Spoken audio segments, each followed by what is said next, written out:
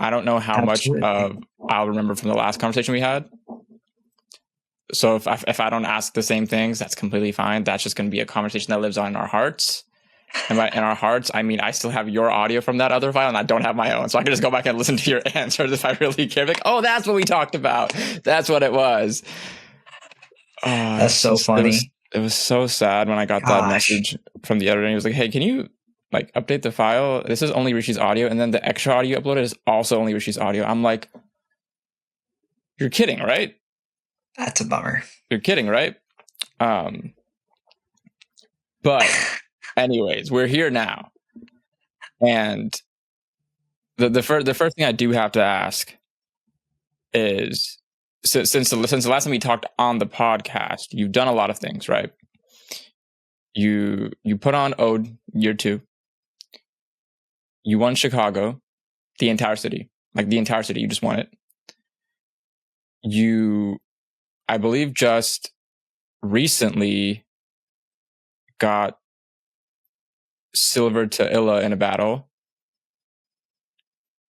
You won other things, per usual. Momentum Mondays is still going on. Still going, yep. Flow Roots is doing their thing. Yeah. How many like more things are you planning to do in the year? I just want to get that. I want to talk about what you've done, but then I also want to just like preemptively talk about what you're going to do, so you don't have to come back on this year, and then we can just talk about it again next year. But what else are you planning to win, initiate, dip a toe in, dip your little pinky toe in there? What else? Honestly, I don't know, man. I'm just going with the flow. There are a couple things I have planned. Like right now, I'm preparing for 2 showcases. One showcase is for my mom's cousin's wedding. So I'm going to be dancing probably to a Bollywood song. Oh, yeah. So I'm looking forward to that. Do you know what your song? Have you got the song picked out? I have a couple of options, so I'm gonna reflect on them and you have to. This is a very important decision. I know, very, very important decision. It's gonna be a slow one for sure. Yeah, I love slower Bollywood songs. Well, actually, honestly, there are some good like Telugu songs, Tamil songs that are like slower and they have more like acoustics with the guitar. Yeah, that's my vibe. I like that. Feel that. And then also I'm preparing for like almost like an animation talent show, and crowd gets to pick a winner. So I'm working on prepping for that. Yeah. How does one prep for something like that? Like, you find the song, but do you like run it to the song multiple times, or do you like plan out movements, or do you just listen to the song so much that you know it in and out, and then the day of you just like, all right, I'm just gonna go animate? It's funny you ask that because I feel like I'm figuring it out as I go. Okay. Dude, I have no idea, bro. So the approach that I'm kind of taking is, okay, when you prepare for a choreography competition, you have to know if you're going for a theme, you have to know the songs, you got to know the costume, and you got to know the steps, right? You got to know what you're doing. And so I'm kind of approaching it that way, where it's like, okay, I got to have a theme. I got to have the right song, and I got to have all of my costume planned out, and I have to have my steps planned out too. I can't just like go in and like, I got to have stuff prepared. Yeah. So that's kind of how I'm approaching it. Interesting. Is it locally, or are you flying somewhere else for it? It's in Chicago. Chicago is your city of 2025. Can we just put that out there, guys? Like, I think Rift is defecting to Chicago. You heard it here first, and we need to bring him back. That's what it is. We need to bring him back. Hey man, I've won my fair share back home too. So. I wasn't going to bring that up, but I agree with you. I'm just saying. I agree with you. Your mark is already here. Might as well go mark everywhere else, saying Rift has been here. Rift was here. Just like a dog, bro.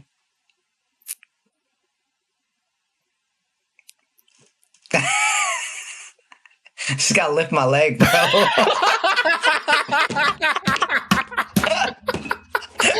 I was about to say, so you peed on the competition or something?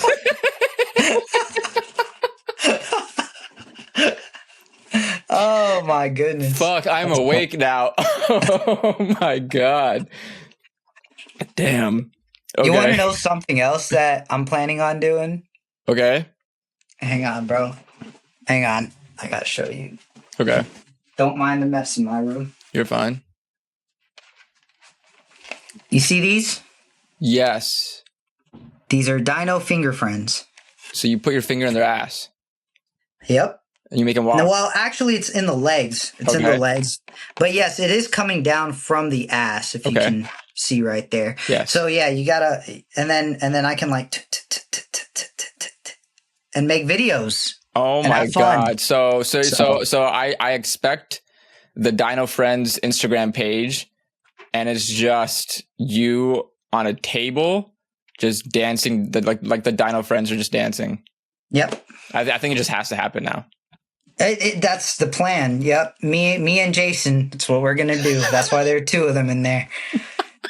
Well, I don't know if I'm allowed to say this, but we were under the influence, and the influence of happiness and friendship. Yes, continue. Yes, happiness and friendship, and we had this stupid idea, and we were like, screw it, let's do it. So I actually bought it off of eBay, and yeah, we're gonna do it. I love that, and I don't know at what point we stop doing things like this, right? But there's a time in, like, when you're growing up in school, when you and your friends say, let's do some dumb shit, and then you actually do the dumb shit, and that's what's cool. And then and then as you get a little bit into your teens, you only talk about doing dumb shit, but then you never do it, and then that's cool. But if you did the dumb shit, you're uncool. Yeah. And I'm so glad we're getting back to the let's just talk about doing dumb shit and then do the dumb shit. Do the dumb shit. Yeah. Because why else are we talking about it? Absolutely. I love that. Damn. Wow. Okay, yeah. That's gonna be a sight. Like, I don't even know what to say to that. Okay, amazing. So you have two showcases. You have Dino Friends. I have other things too. Okay. If you want to leak them, you can. If not, we can recap.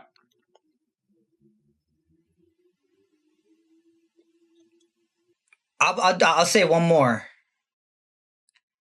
MJG and I want to do I'll say two more. MJG and I want to do a 2v2 for Freak Out. So that's one. And then the other thing, which is potentially next week or in a couple weeks, Valkyrie and I want to do a 2v2 waving in New York. Fun. Yeah, and then I have things planned for the end of the year, but maybe we could recap on that. Yeah, we can recap on that when it happens back in like January or February, whenever. I'll give Rift a break from this podcast. I sometimes think about, at some point I'm gonna have to figure out like how to get more people on here so I can like have either 2 episodes going up a week or whatever, because like I want to talk to my friends often, but then I also want to talk to new people often. And if I only do this shit once a week, I'm like, that only gives me 30 something people to talk to in a year, because then I also do like a solo shit in between. I'm like, that's not enough. That's not near enough people. I also need to, grow a pair and reach out to people to talk to, but all in due time. Okay, so then let's backtrack a little bit. We talked in Jan. You were preparing for Ode, and so Ode happened in March. How did that go as compared to the first time around?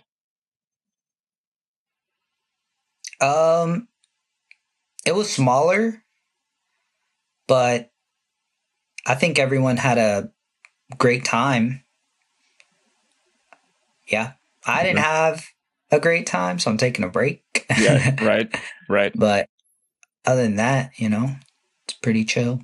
Are there like still ideas to do another one next year, or as taking a break mean just no putting on Ode for the foreseeable future unless you find a reason to?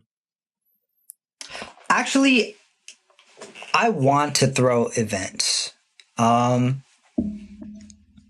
I think I actually might chill out on the bigger ones and throw smaller ones.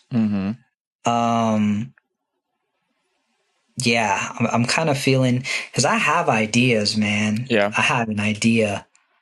And I don't think it'll be a big lift, and I think it'll be a really fun time. I mean, this generation's ideas that are coming out with like people in our like age group, they're fun. They're not like the cookie cutter standard ones that we've been going to since we since we got into the scene, right? And that's what people want now, or like that's what people enjoy rather.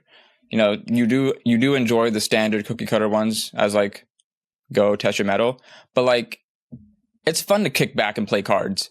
It's fun to like push the fold a little bit, do something creative. I will say I haven't really seen many other people throw events like we do out here in Dallas. Well, yeah, because like Dallas has been like events. An experimental hub for years. So yeah, but first it was just in the freestyle scene, but it didn't really permeate the event scene. Now it's permeating the event scene, right? Austin and Dallas now. Yeah, Austin too. Austin throws some interesting jams, but like they're fun. Yeah. Awesome. Okay, so then I'm glad to hear Ode went okay this time around. I heard it went well. Like, it went well from a consumer standpoint. Right. I know it went well. Everyone had a great time. Right. It was never a question about that. Yep. Not a bad review left on Yelp. Exactly. I think it's more so like, if I throw another event, I want to make sure that I have all the resources that I need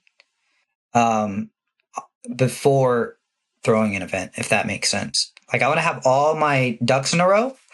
And I want to make it sustainable. I don't want to use my money. And I don't think I need to use my money. Yeah. I just gotta be smart. You gotta, use it at the beginning to figure out what to do. But then once you know what to do, use other people's money. That's how the world works. Right. Yeah. Right. So let's just say I'm putting a pause on it because I want to do some self-development and also just get my ducks in a row. But I'm not going to say it's like a forever deal. Maybe like a year off, and next year I throw 3, Yeah. So, yeah. It's crazy. I think, man, I want to move back to Texas just so I can come to these jams again. Yeah, just come for fun. Nothing happens in Pennsylvania. Well, I mean, it's just awkwardly timed, as you know, in terms of my work. So whenever I know a jam is coming up, I can't just up and go. I just have to, like, if I know it's coming up 4 months in advance, I could maybe like figure it out type shit. But neither here nor there. I want to fast forward to Chicago, right? You, MJG, Shadows, Battle of the Century, You took Chicago by storm. You peed on them, left your mark, all three of y'all, legs up, strutting, commandos, everything. I couldn't do that with a straight face. I'm so sorry I put MJG and Shadows on that day.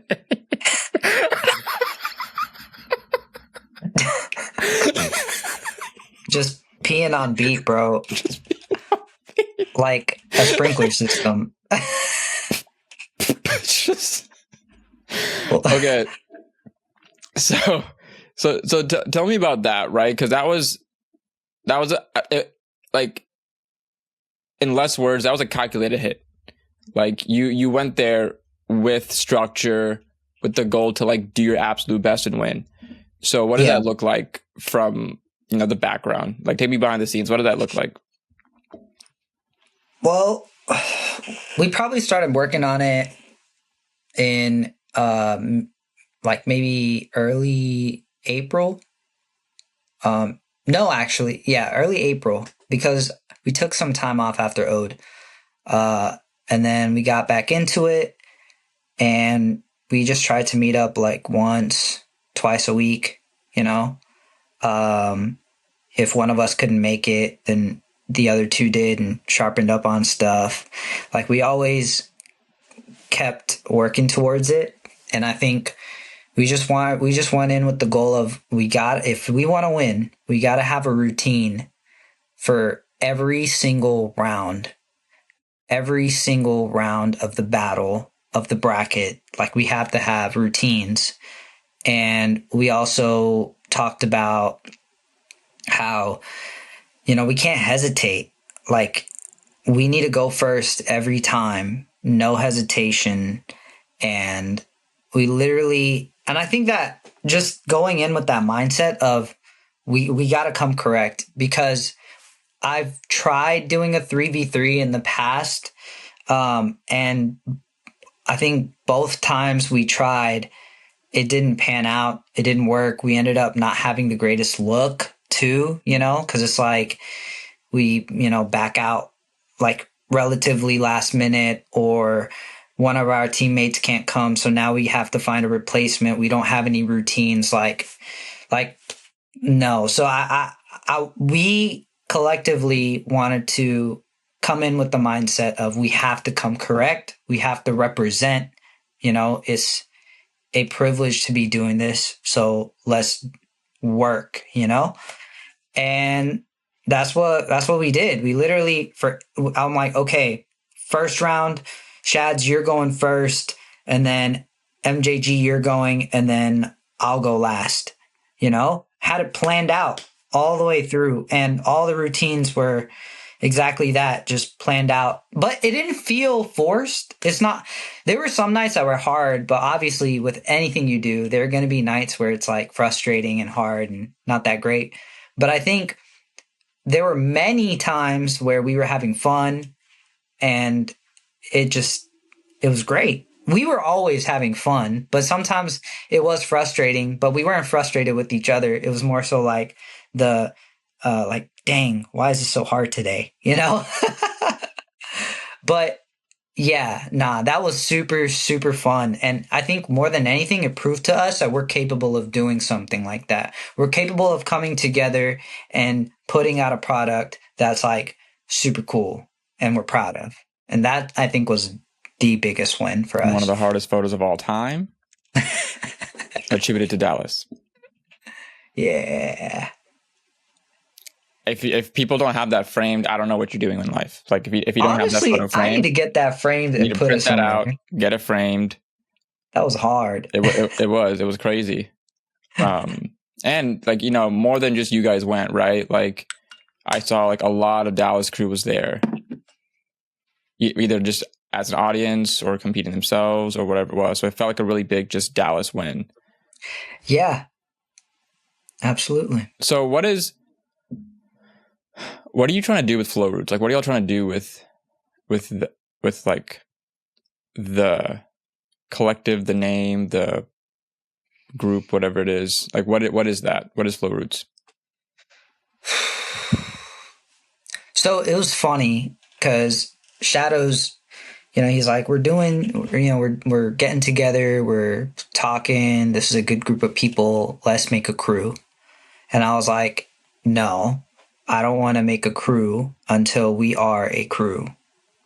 You know what I'm saying? Because a lot of people say, oh, we're a crew, but I don't freaking see you or talk to you in like ages. No, a crew? Like we're a tribe. Like we work together. We're connected. We're always checking up on each other. We are practicing together. We're pushing each other, and we're there for each other. So I was like, I wanted to prove that we can be a crew before we put a label on it. And so that's what we did. We started doing little things like throwing weekly sessions, right? Which then turned into, hey, let's throw a workshop series, and then that turned into like, yo, let's compete together in this, or hey, us two, we should compete in that, or us two should compete in that. And then we would always be talking. It turned into like crew gatherings. And recently we had like our first crew outing, Right. Yeah, that was cool to see. Yeah, so like it evolved into that. But I think what we're trying to do with it, we're a crew, we're just trying to rep, like our identity in Dallas, like a lot of people don't know how we move out here, and like we have a different, not approach to popping, but a different look, a different feel. And I feel like our goal is to just do that. Just tell people like, hey, this is how we move out here. Yeah. That's solid. I do like you saying that, like, I don't want to put a label on it until it is what it is. Back when I first got in the scene in 2016, crews were everywhere, but I'm like, I don't know you. Like everybody had a little like crew, and it just felt like it was like a fad, like a thing, but not a lot of people were like really our crew. But that's cool. Maybe this will be a little bit of a resurgence of that as well. People might see floats and say, you know what?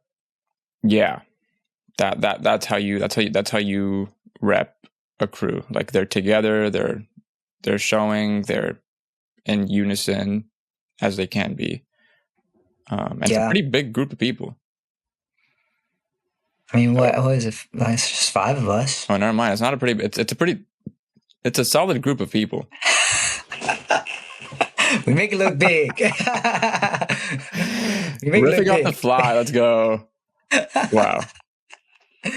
Oh, that's funny. So now I want to take us to Cam's battle, because every time I talk to you, I think about what Camus was talking to me about your battles that night, right?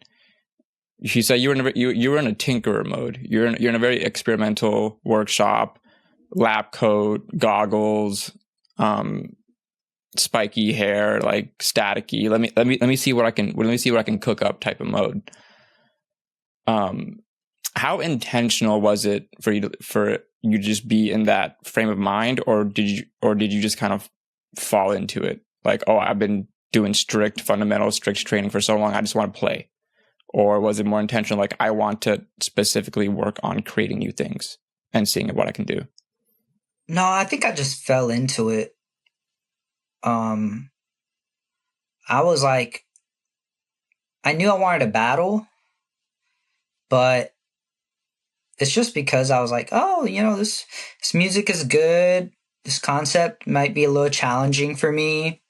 I just want to see what happens, just do my best.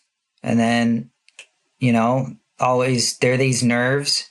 And then in the moment I was like, okay, I'm just going to roll. So yeah, it wasn't really intentional. I mean, I think that's great then, because I saw some of the footage and I'm like, bro, he is just making these circles. damn, how is he making a circle out of that? And it's like a riff on his ass, just like spinning around a little bit. How's he making a circle out of that? But that jam was dope. I really liked seeing the footage there. That's one of the, there's a couple of times a year when I'll see footage and I'm like, wow, I wish I was there. And not even to battle, because I don't even have that feeling of like battling anymore. I just want to be there to watch, lend my voice to the ether. Let's fucking go, just all that random shit, right? Like that just seems fun to me. That was a sick one. That was a cool one. I liked that. That was cool. It was a cool and event. I think that's what we were talking about earlier, just for, I guess, people who are listening. Like, those are the kind of creative jams that we want to be a part of too. Like, for people who don't know, this is Cameron's jam. I forget what it's called, but it was the second iteration of last year was Rock Your Body. This one was called Welcome to the South. Welcome to this. Okay. And it was just like one-on-one battles, but there was a theme associated with the battles, like based off of like random card draws. Oh, not this one.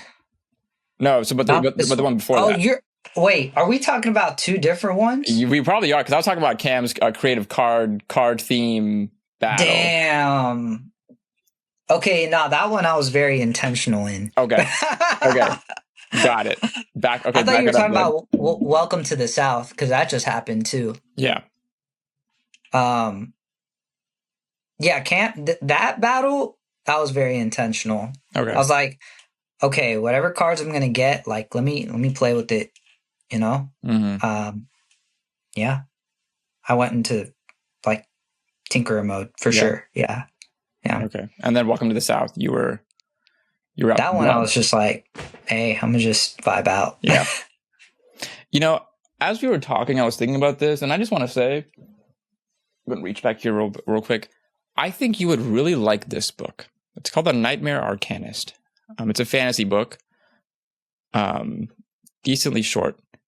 But when I just think about the kind of person that you are, the things that you're interested in, I just think you'd like it a lot. It's essentially like seafaring guilds mixed with creature bonding. And so like each person can bond with a mythical creature that is inspired from actual cultural mythologies or the author's own brain. And then it just goes from there. It's like a whole big story. Okay. This one is her first one, which I love. Do I have my chain on? I took my chain off. I have a chain for it that I got from the author. And then she has a second one that gives a little bit more of Harry Potter Academy vibes, which is great as well. But this one's dope. I just think you would like it. It just popped in my head, so I thought I'd say it on the record before. I'm literally trying to see if there's an audiobook on it. Good point. I don't know if there is, but if there is, that'd be dope. Yeah, I'm gonna look for it. Okay. Let me see. Can I find one? Nightmare Arcanist. It's Nightmare as in Knight, like a knight. Yep. Wow. There it is, yeah. If you go onto Audible, it's the Frith Chronicles, Frith. There you go. Yep, 10 hours, Shaving Stuff Off. Perfect. Interesting. Yeah. Maybe I should read 10 hours? You said it's 10 hours? The first one. Shit. Yeah, it's 10 hours and 19 minutes. Put that shit up 1.7 2.0 speed. Bro, I listened to audiobooks for the first time in probably over 15 years. Whoa. This year. 15 years? They had audiobooks 15 years ago? Yeah, because I never listened to audiobooks after. First of all, yeah. Wait a minute. Don't talk about my name like that. But I didn't know that, bro. I didn't know that. I feel like I got whiplash or you get whiplash. But yeah, like the last audiobook I ever remember listening to was A Series of Unfortunate Events. Oh. And it was back when I was, a youth, Paris, Texas, public library life. And you could rent the audiobooks, like little CDs. or cassettes. I don't remember which one it was, and you could play those. And like, you know, that specific one always lives rent free in my brain because the author did such a crazy job with the voices that I can still remember them to this day. Wow. And like, but since then, once I got a little bit older, like I just read to read and read really fast, and I started, you know, when you develop a really, really loud inner monologue, I just would read really fast and read according to my inner monologue. I didn't want to have somebody reading to me. I also didn't, you know, at the time you couldn't really control how fast it was going and all that stuff. So it was just like either you go at their pace or you go at your own pace. So I never did. And then eventually I got off of it. And when I started listening to podcasts, I was like, I know I have the option to listen to audiobooks, but if I listen to audiobooks, I would not listen to podcasts as much. So now a group of people on Book Talk convinced me to read a book called Dungeon Crawler Carl, which actually, along with Frith Chronicles, I think every single person in our friend group who games would absolutely love this book because a literary RPG. It's basically a bookified game. That's type tight. I'm looking that up. I have all 6 books over here, and I bought them before I even finished the first one. Knowing that I would love it, I just got it, and then I bought the audiobooks. So I read the first book without the audiobook. I just read it raw. And people were like, the audiobook's so great. And I was talking to a friend of mine, and he said, listen, I told him, like, I don't listen to audiobooks, and I just haven't. I don't want to start. I don't want to open that can of worms. He's like, don't do that to yourself. It's a really good audiobook. It's very good voice acting, narration. Just go for it. I'm like, fuck it. So I did, starting on book 2. So what I'll do is I'll put the audiobook on and read with it. Like I'll put it on 1.7 speed. I'll just read with it because I still want to read. I don't want to just listen to it. Oh, yeah. So at least if I go faster, I can read according to the speed of my eyes as well. But I will say, yeah, so the author's Matt Dinniman and the audiobook narrator is Jeff Hayes. And this book blew up this year. And they've been going on shows, getting deals, doing interviews, all that stuff. And it's always Jeff Hayes and Matt Dinniman, because quite literally the audiobook narration took it to like quantum peak levels. Without it, the book is still very good. Very good emotional peaks, very good comedy, very good plot progression, the gamification of things. Not too technical, like these books above me right here. That way, those are a bit more technical literary RPGs, but this one not as technical. But anyways, yeah. So I started listening to audiobooks this year. Sweet. But this is the only one. I'm not really opening that can of worms for anything else. But yeah, we're going to clip this out and put it online so I can send it to every single person I know. Read Dungeon Crawler Carl, and then read the Frith Chronicles so I can convince the author that I really have some clout. Let these people know that Entro sent you to read these books and help me. Yo, I literally saved it. Hell yeah. I literally saved it. Hell yeah. Let me know. If you do end up reading it, let me know. That'd be great. Have you been reading anything or listening to anything lately that is like making you ponder? No, not really. Not really. I want to get back into it though. Mm-hmm. I think I'm finally over my obsession of finishing one book and then moving on to another. I'm not going to do that anymore because, dude, like sometimes you get tired of reading one book. That's fair. I mean, especially the nonfiction ones, right? Yeah. Like at least with a fantasy book, it's like, okay, I want to get to the end of the story, but there's no story in a nonfiction book. That's very true. I'm just listening to someone mansplaining to me. That's so true. He has his legs out, dick and balls on the chair saying, you know, according to Cornell University. Okay. Let's not draw attention to the fact that I'm currently leg split, just sitting on this chair like this, doing the exact same thing to everybody else on this podcast. But dude, that's how it feels sometimes. That's why I don't like reading nonfiction books. I only have like 4. And well, then I got three business ones that I have to work my way through now that I'm starting a business again. But they're boring, bro. They're so boring. I'm like, how can like you're telling me that you would rather sit and listen for the 10th time somebody saying, live your life, be happy, don't put too much emphasis on money, 1% better every day, you know, eat, pray, love, or like live, laugh, love, whatever it is, right? Like for the 20th time you're hearing that in a book, when you could instead, for the 20th time, go read a hero's tale about somebody slaying an evil sorcerer. True. Right? And I would still take the evil sorcerer 20th time than I would take live, laugh, love. That's fair. Yeah. Where That's hilarious. for the places that you've been going, and this is, I know I've been doing completely random tangent shifts, and You're good. that is who I am, and that's how my brain works. I was talking to Gifted a couple of days ago, which is dope. Love that guy. This is the first time I ever talked to him, and I'm like, wow, I need his voice in my ear daily. And we were talking about like traveling, right? And I know you travel quite a bit, and so do you have like a favorite spot that you've enjoyed? Where you've been, or a place that you like to go more often?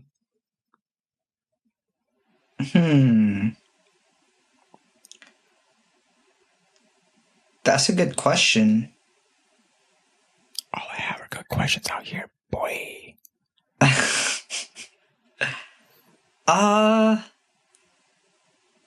Trying to think of what some places are that I went to that I enjoyed. I mean, I enjoyed all of them, don't get me wrong, but I mean, obviously Chicago is one of them, but I'm trying to give a better answer. Hang on, let me look at some of the stuff that I've been to. He's looking at his trophies in the background, trying to see which place he liked beating ass more. Oh man. God, this sounds bad. That sounds really bad. That's so bad, actually. Jeez.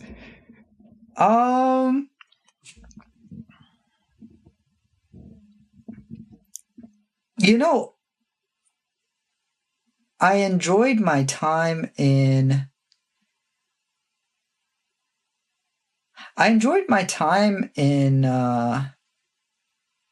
Alameda.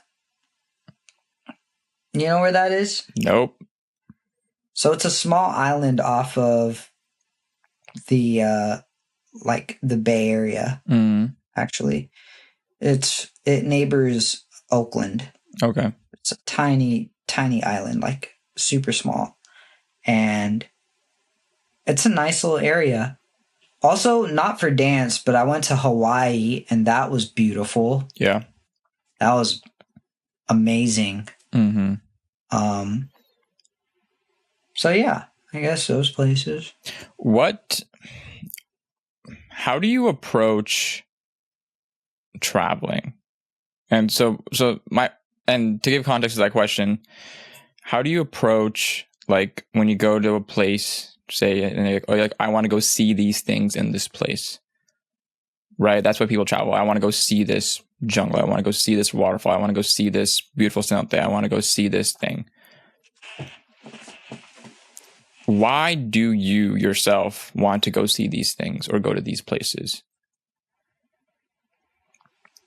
Well, usually it's to battle. Okay. Cool. Now, aside from that, that's not the answer I was expecting. This is crazy. More so, like, so I guess no. I think that's a pretty decent answer. Like, you go there for business in a sense, but you go sightseeing. You go trying to experience the places that you can. But what does that do for you? Like when you go, like, does it do anything for you? You go see a very beautiful sight or a very like interesting culture, and you have their food, and you do be with them, whatever it is. What does that do for you? I think, yes, I think more, okay, yes, I go there to battle, but more than that is to like build relationships and experience, right? Like experience the community there.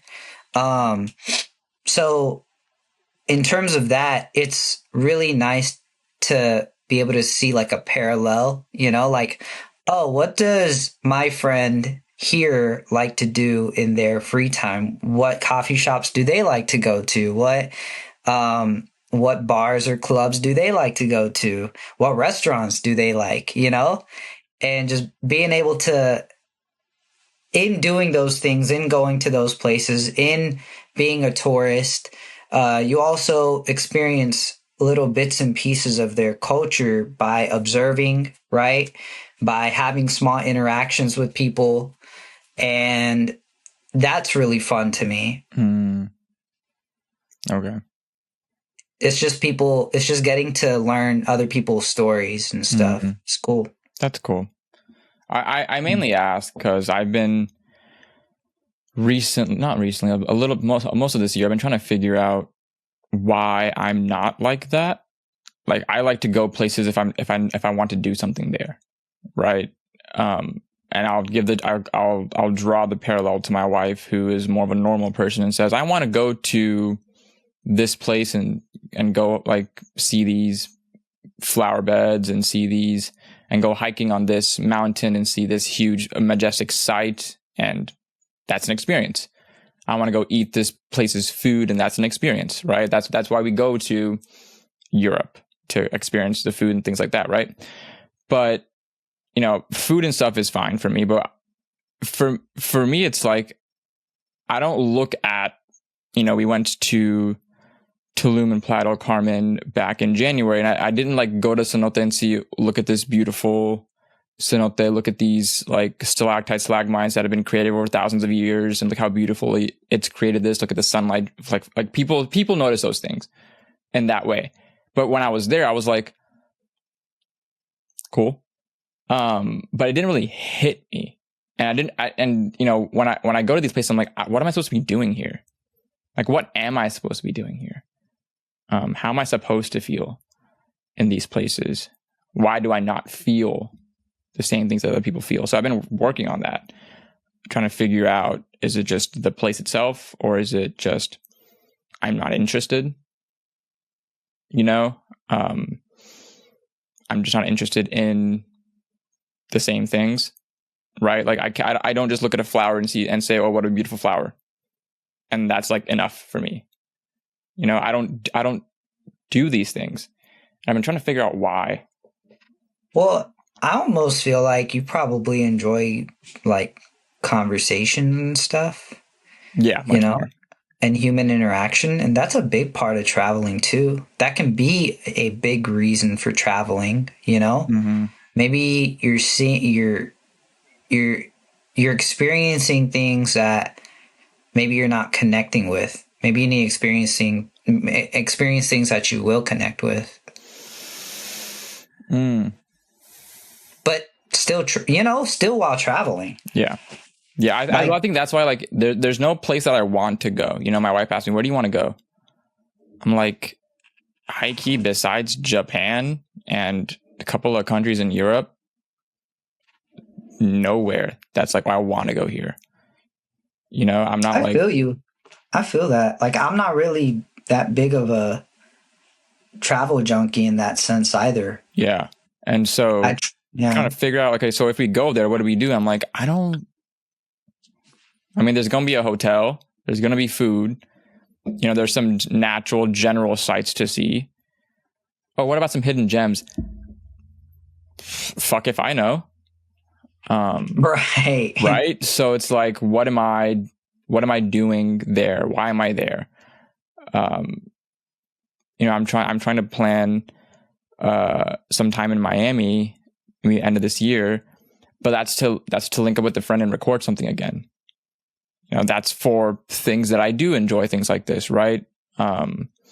but it's not like I'm going to Miami to experience Miami culture. Like, not really. I go to Muscle Beach and that's about it, right? Get a workout in or two and then come back over a weekend.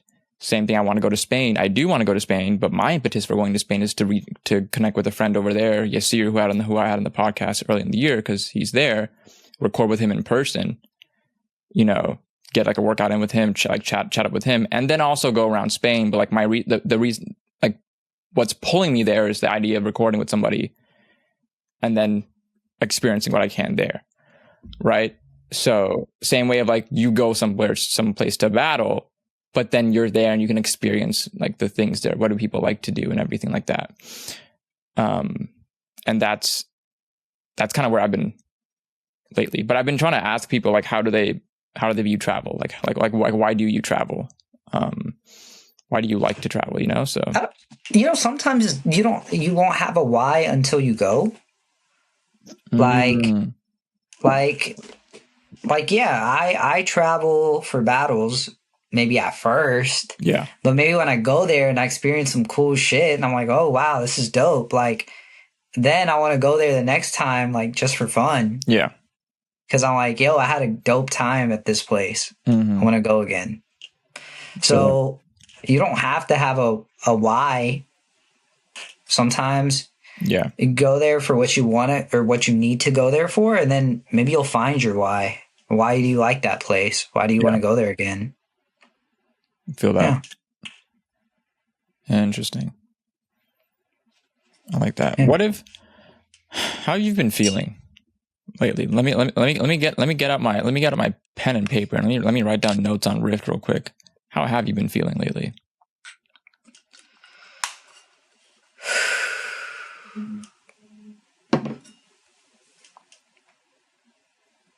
I've been feeling a mess.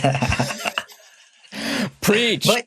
Fucking preach. But it's a good mess. Like, it's a mess that I'm just sorting through and I'm having fun sorting through. It's not perfect, but sometimes you need a little bit of mess to find some clarity, in my opinion. So, I don't mind it. Yeah. Like, I'm just... Sorry, one more thing. Go ahead. I think having a mess is cool, but sometimes when it affects other people, I definitely like feel guilty for that. Mm-hmm. So it's also learning how to let things go, let bygones be bygones, and then learning from them and doing better. Yeah. But yeah, that's just another thing to add to that. No, I get it. It's just another form of growth.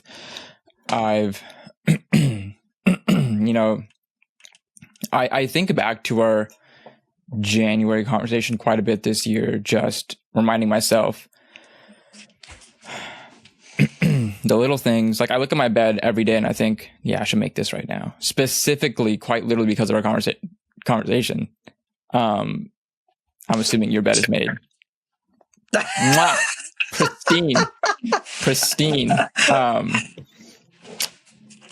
And I when I think about things like that, I'm like, okay, cool. Just the small things, but then the big things just get in the way some days, and I'm like, I didn't know none of the small things today, and I think I feel worse because of it. Yes. And I realized like there's some for me now. There's actually some core small things. Make bed, brush teeth, walk in the morning. Like, I think if I do those three things every morning, I'm going to have a good day. If one of them does not happen, my day is invariably worse. But to add on to that, I've been just so distracted lately, like so messy all over the place, mentally just all over the place. And the walk wasn't helping. Getting up away from my desk wasn't helping. Like I was inviting distraction into my life and trying to see, can I withstand a distraction that I'm inviting into my life? I can't. I'm a weak ass bitch. Like honestly, I don't have the mental fortitude to do these things. I had to tell myself that, Arish, stop trying to make things harder for you. To say that you can get over hard things. Please do the easy stuff. Just make things easier for you. Stop making things harder for you. And so I started and had a little bit of success with meditation, but it's like breathing exercise meditation. So like either like if I'm at my desk and I just can't focus, I'll try and go for a walk. If the walk doesn't help, I'll go downstairs to my living room and just lie flat on the floor like this and just close my eyes and just breathe and meditate. And all of the times I've done that, and then, you know, for people who are listening who haven't done this before, really for me, what works is focusing on breathing solely. And through that, you focus a little bit on how you feel. Like, how do the tips of my toes feel? How do the tips of my hands feel? Like, there's this ache in my chest. What's happening, etc. Right? And what my buddy Gabo taught me was, when you're doing these breathing exercises, try not to judge yourself. So, because when you're trying to focus on your breath, you're so used to mentally being distracted, things are going to come in your brain. And then you just have to like view the thoughts and let them go. And you like let things come and go in your brain and keep focusing on your breath. So I do that practice like over and over again. Maybe I'm sitting there for only 10 minutes and it feels like 2 hours, but I do that. And then when I get up, I'm like, I know exactly what I need to do. And it's what I tell myself I need to do, not go back to YouTube, not, you know, go back to distraction number 45. It's come get the shit done that you need to do. And that's helped me. Interestingly enough, finally a form of meditation, breathing exercise has helped me. But that's why I fucking hate myself. But what then happens is sometimes my brain will have the thought, okay, so now where's the line there? How aggressively distracted can I make myself? And see how effective the meditation is, right? Instead of just saying, you know what, don't do the distractions. Like, stop.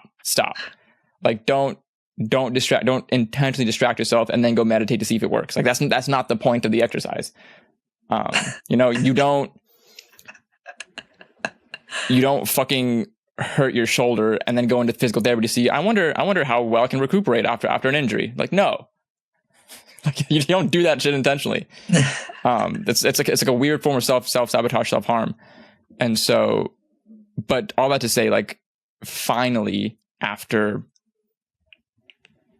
I think almost 10 years of attempting meditation at different points in my life, it has been working, which is cool. That's cool. I fuck with it. I need to get into that. Yeah. And like, I don't like to put so much weight on it. You know, people who like, you know, put on a meditation ritual and put on some certain sounds and put on some certain smells and all that stuff. Like, I don't need all that. I just lie flat on my back, close my eyes and say, just breathe and listen, and just ears, listen to your breath. Like, eyes closed, brain, listen to your breath. You know, breathe deeply and intentionally. And then the big thing is like focus on the thoughts. There's times when I have thoughts and I realize I've been thinking about something else for 45 seconds. I'm like, oh shit, remove that thought, back to the breath. And like practicing that, which is cool. Because I think the coolest thing is, honestly, it's like, you know, it's like when you have a sieve or like a strainer and you're just like straining your thoughts intentionally and not allowing yourself to do anything else. So all the thoughts that are like clouding you get out of the strainer, and all that's left is like, this is what I need to do. This is what I need to do. This is what I need to do. This is what I need to do. And it gets done. It's pretty crazy. Right? I thought of that right now, guys. Coming out with a book that I will not let Rift read, because I'm telling him to read fantasy now. And I will not be the 21st man mansplaining meditation in a book. Fuck. That's funny. But yeah, so that happened recently. That was cool. That's cool. Morning walks are still great though. I do love walking. But bro, I was gonna say this. I don't know how it is for you when you like dance and train consistently. My feet hurt. I don't know if it's the way I'm sleeping, whatever it is, but I'll get up and I'm like, I need to go on a morning walk today. But I'll get out of my bed and I'll like step on my feet and stand up, and my feet just ache. And I'm like, Dude. And then I don't go for a morning walk, day ruined. Honestly, day is worse. And I'm like, if only my feet didn't hurt. And I'm like, Arish, you're a bitch. Like, 'cause if you just go walking, you'd probably forget about the aching in your feet, and then you'd be moving, and it wouldn't be a problem. But the first thing I think in the morning is my feet hurt, and I go back into bed.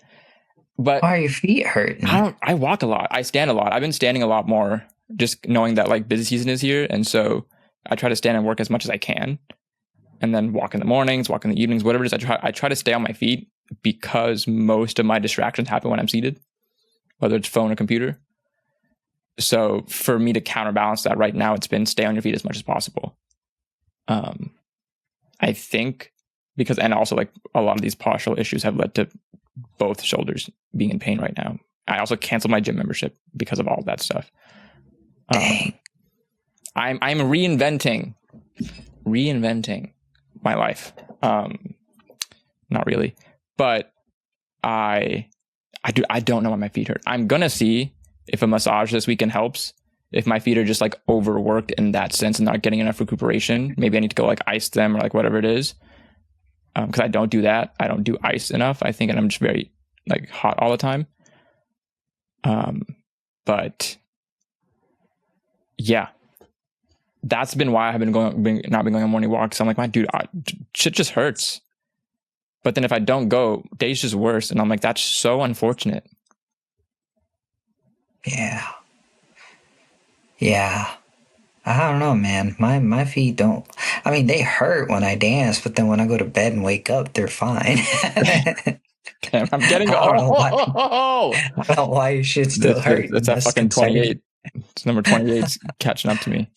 I mean, I'm gonna be 28 here shortly. Oh my god, you are. Wait, when's your birthday? December 25th. Okay, October 17th. You're 28. You're 28. That's crazy. Yeah. 28. The big 28. The big 28. Well, it doesn't really feel that big. No, not at all. Not at all. It's quite literally a number.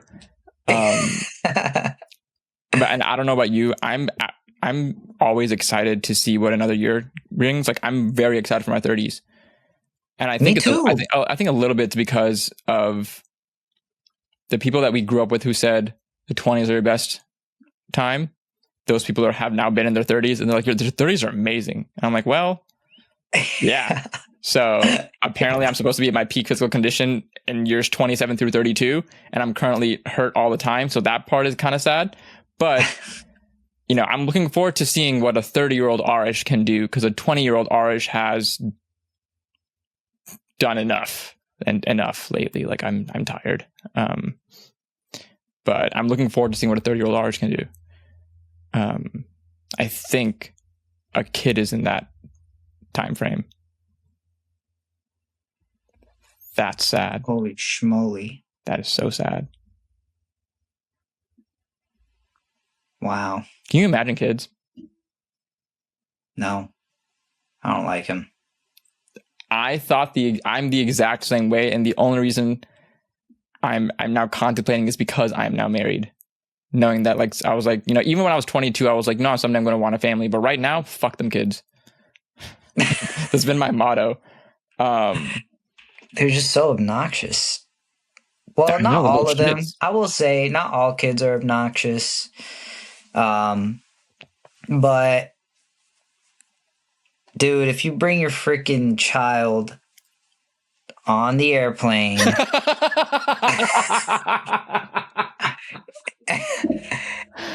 or to a coffee shop where I'm trying to get work done. Oh, that's so funny. You don't know how to shut them up.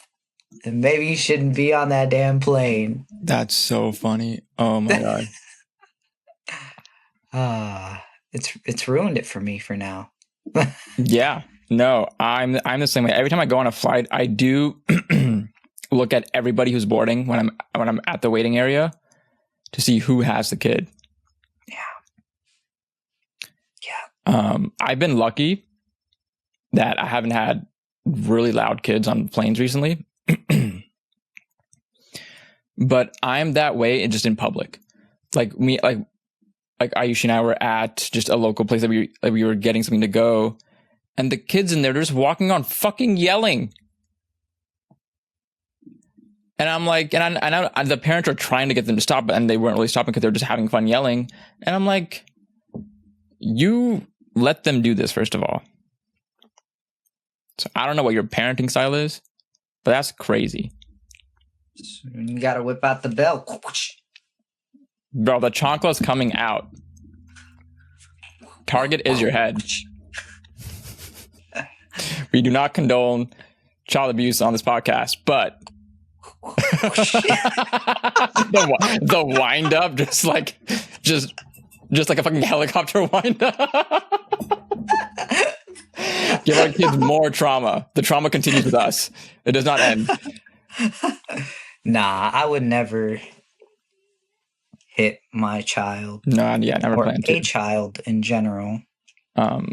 I really have never been a fan of babies, but then I met my niece. Like my cousin has a newborn daughter, and I never met my like two older cousin like brothers, like their kids, but her little girl I met just for like when we were doing the wedding processions and stuff. Like I got to meet her. I'm like, I love her. I would do anything for this baby already. I've met her twice in my life. So I'm just imagining if it's my own, I will be doing anything for my child. I can already tell now. Maybe it's like a stage of life type deal. I mean, I think it is. I think it's a combination of, you know, knowing that eventually you do want one, and knowing that, and you know, for me, it's doing the mental work of, even if you don't feel ready, you're never going to feel ready. Yeah. But that's true. This is the best time for you to do it when you also have a good amount of the time and energy to devote to teaching them. Because, you know, if you have a kid in your late 30s and you're going into your 40s, you're a late parent. Yeah, you've experienced a lot of time, but you're also getting into the years where you don't have the same energy you used to. You don't have the same, like, you know, just motion that you used to. And I think about that a lot too. Like, I want to move with my kid. I want to pick him up, toss him around. I actually don't like doing that. I get scared when people like toss their kids around and swing them. I don't know how much of that I'm going to do, but just being able to move with your child, right? Yeah. Like that's what gets me. And also, like, because I had actually a conversation with my friend about this today, of like, a lot of men don't understand what a woman gives up and or goes through when she wants to have a child. And that's when she wants to have a child, right? You go through physical deformities or changes. You go through heavy mental issues like post-pregnancy, post-delivery depressions and things like that. You definitely take some hits to your spirit as well, to raise a child. And so even when I know I didn't want a child immediately, I usually like, yo, you tell me when you're feeling ready and we will have the conversation and whatever it is. But I'm not going to tell you we need to have a kid now, etc. Like, that's not my call.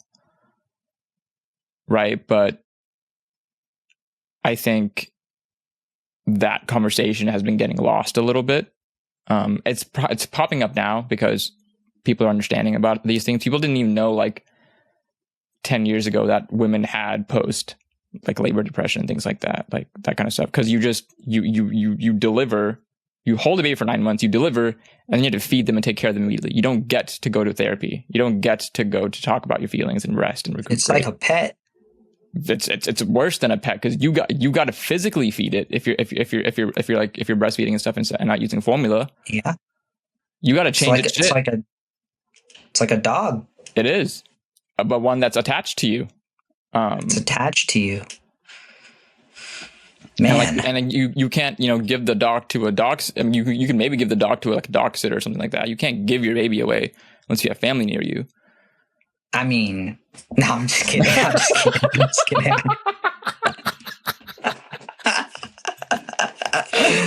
Oh my god! Literally, like the day the baby's born. Now take care of them. We're going to sleep. We're going on post-delivery honeymoon. Like, it's just, geez, imagine. We have to go celebrate. Yep. Take them away. We'll come back. We'll come back in like 8 years when they're more disciplined and better, and then we'll raise them from there. Doesn't sound that bad. Might as well adopt at that point. But nah, yeah. So I've been thinking about like, Yeah. I've been thinking about kids just because I think I have to. I just can't imagine myself with a child. I literally can't. I still feel like a fucking kid. Like my wife and I talk about, like, we don't feel like adults. You don't have to, though. You don't have to, but you know, it's just one of those things where it's like you're bringing a whole kid into the world. Like your life is forever changed. There is no have a kid then go back to your 9-to-5 like daily life type shit. Like your life is forever changed, and so it's like, you know, for me, who needs like time to think, this is what these past few years have been of like, I need to think like the kind of parent that I want to be, the kind of dad that I want to be, the kind of husband that I want to be, the kind of family person that I want to be, what kind of family do I want to bring them into, a lot of these things. Not sure why I'm talking about that right now, but it's just kind of where the thoughts went, and we're here. That's what's up, though. Yeah.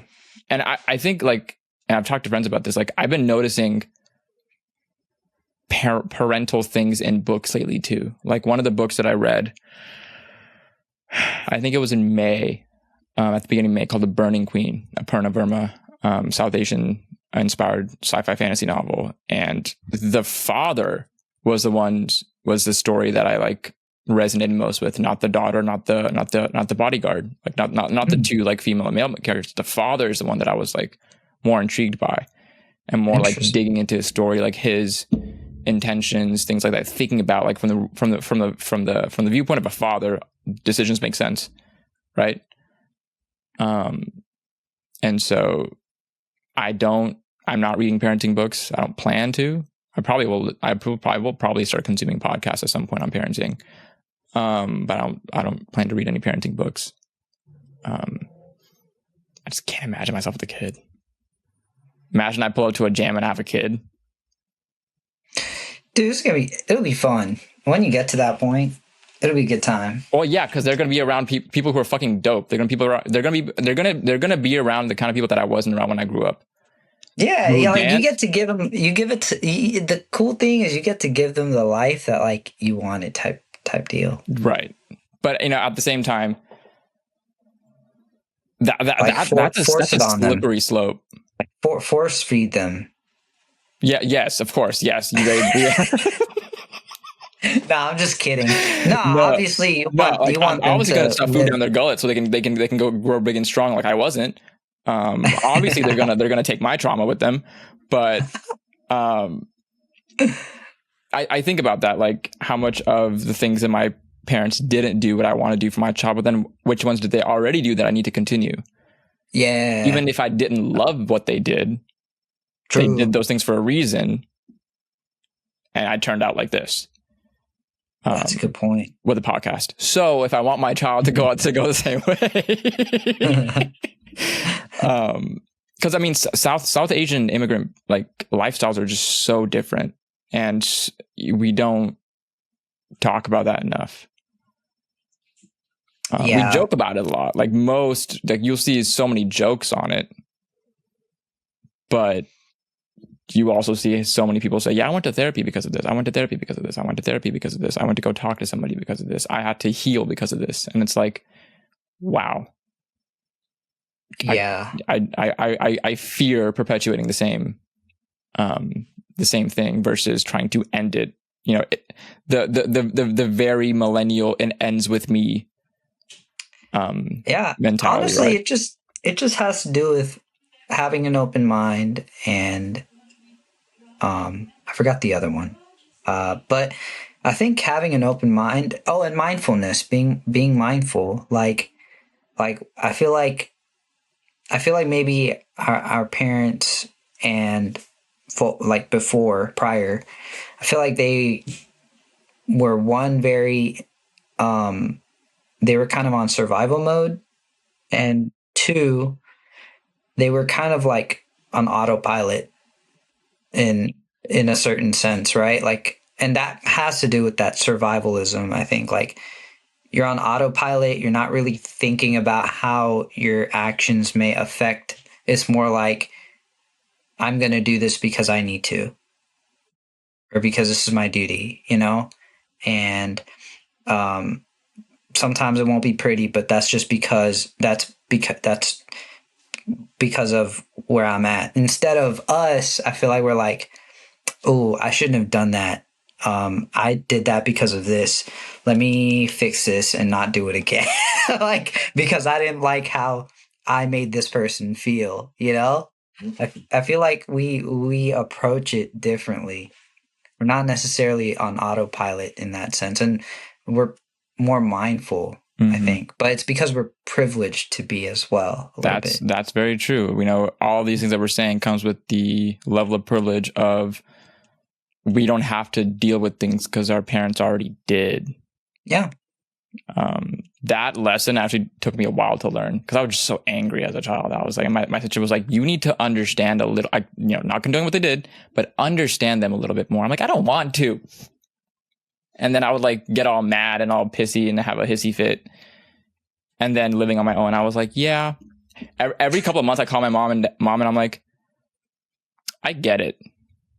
The whole thing about like one of the first things you learn as an adult is the responsibility of paying bills on time, understanding budgeting, understanding like controlling when you go out, when you stay in, food, etc. I'm like, I get it. This shit sucks. And or it's just more complicated than it needs to be. And she's like, yeah. And you just do it.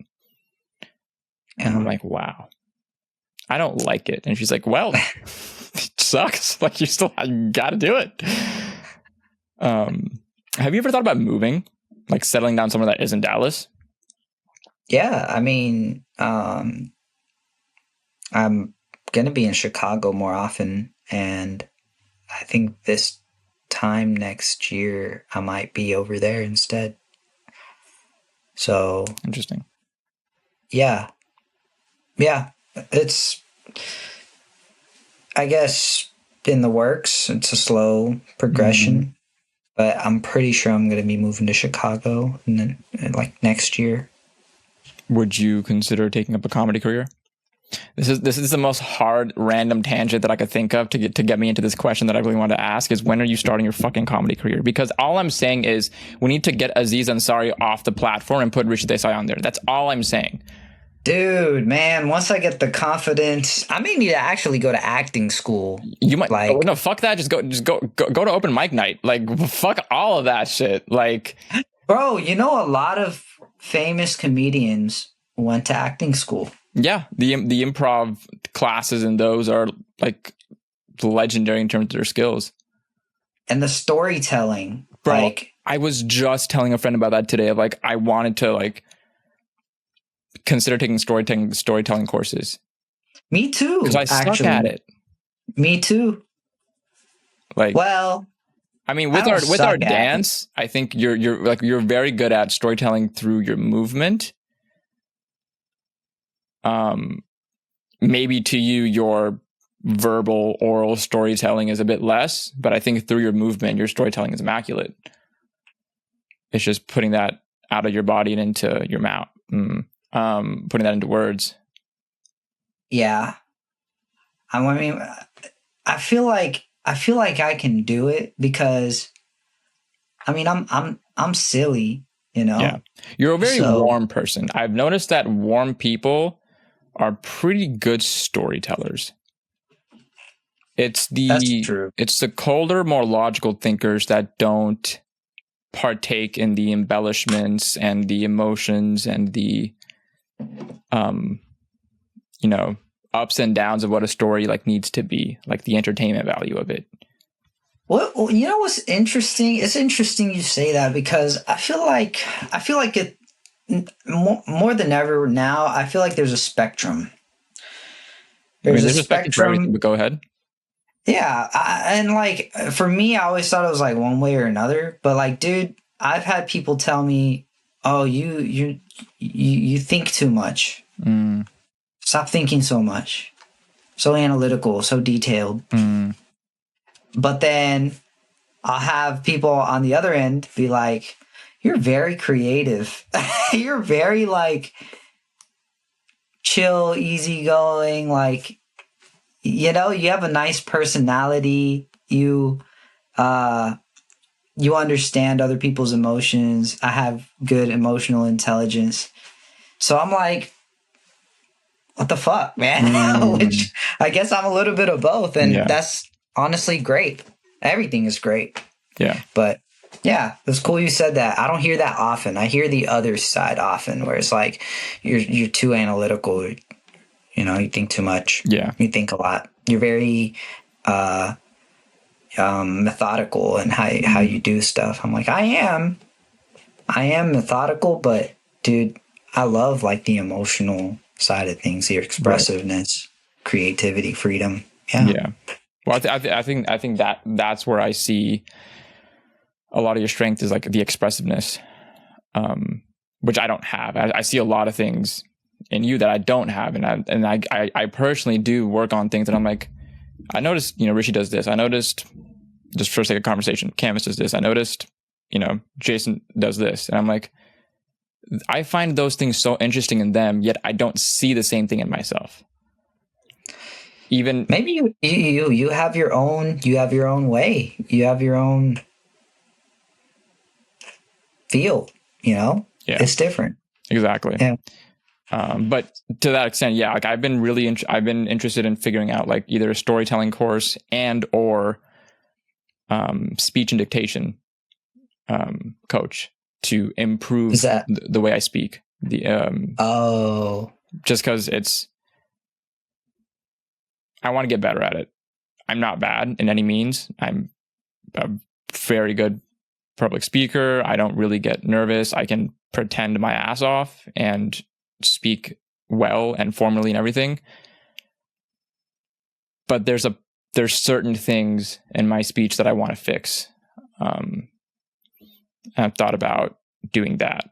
And you know, it's interesting. I never even thought it was a thing that I could do until I was listening to Chris Williamson's podcast, back to his podcast, because for some reason it just his shit hits me. That when he was first doing his podcast, I don't think it was until maybe 2 or 3 years in that he was like, yeah, I went to my podcast manager and said, you know, this is what I want to do. I want to go all in. How do we get better guests? Can we hire a speech coach to improve my speaking and stuff? And I'm like, that's a thing that people do. It's a thing. It's like, and then it reminded me that if there's anything that you ever want to improve in your life, there's somebody out there that can help you do it, and you just have to go do it. Yeah, dude, there's a coach for everything. There's a coach for everything. And I could just go onto YouTube and go to Ask Vin and go to that fucking great speaker. But yeah, those two things I thought would be like just beneficial for me in general.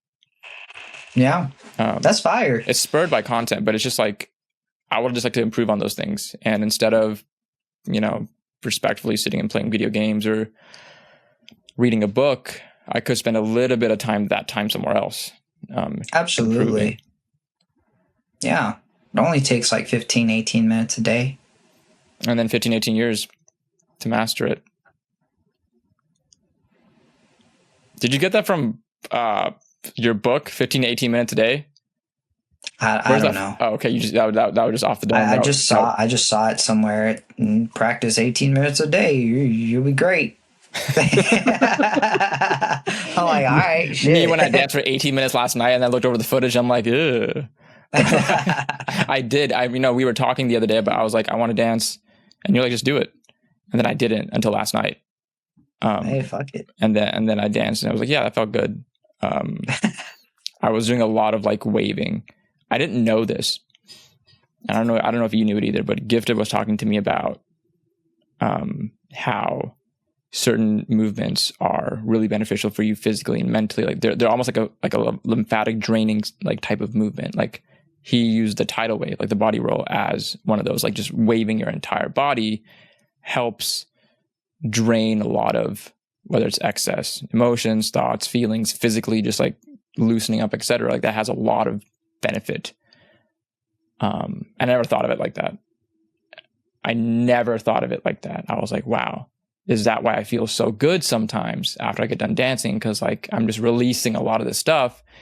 And is the reason why the past 5 years that I've had so much more anxiety in life correlated with when I stopped dancing as much? Because I stopped dancing as much when I moved out of Dallas, which is around 2020, moved back home. danced a little bit at the gyms and shit, but not much. Like, didn't go to sessions, and that's kind of how it started. And then every now and then I find myself too emotionally overwhelmed, and then I dance again and let it release. So I was like, that there might be something there. Yeah, there might be something I think there. so. Which this actually came up from a conversation, and I want to ask you this question. Last two questions I'll ask you, and I'll let you go because I really respect your time. You're good. If you could snap your fingers and everybody in the world had to learn one dance technique, what would it be?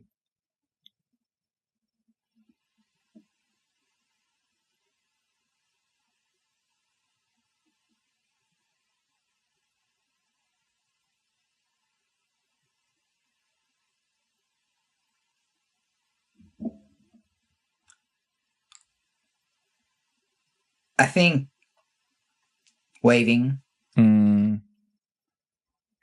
You're the second person who said that because, like I said, Gift said the same thing. Just because like you can go slow. You know, it's almost like, well, waving is almost like Tai Chi, you know, in a sense. And Tai Chi is very good for you. So but any movement is good for you, you know. But technique wise, I mean, yeah, any movement is good for you. But if I were to choose one that like should open you up and make you really like use everything,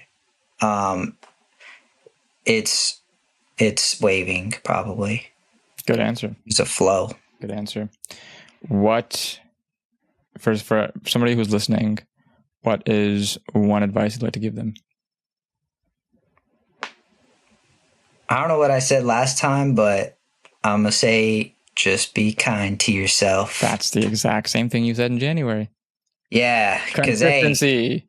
Shit's hard, man. Sometimes you just got to, you know, be kind to yourself when you fuck up. Mm-hmm. It is. It's still a great message then and now. Rift, thank you so much. Where can people find you if they want to keep up with what you're doing? Rift_1 on Instagram. That's pretty much it. And you can find him with many trophies in Chicago's streets. You can find his mark left on the floor. Oh my God, there he goes. And on my walls. Damn, yep. You're on that space. There's also some right here. Beautiful.